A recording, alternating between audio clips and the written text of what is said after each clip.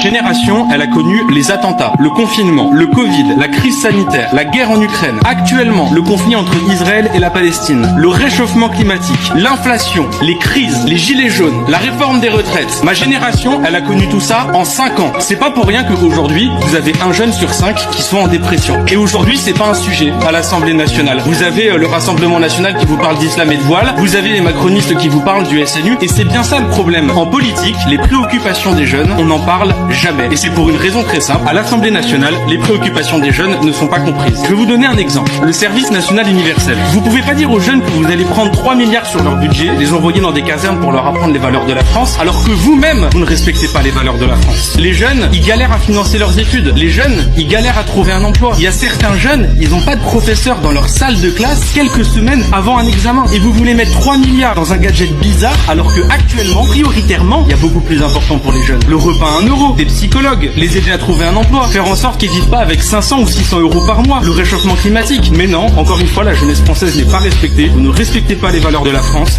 Vous mettez tout cet argent dans un SNU qui nous coûte cher et vous ne comprenez pas que ce soit ressenti comme une injustice par la jeunesse.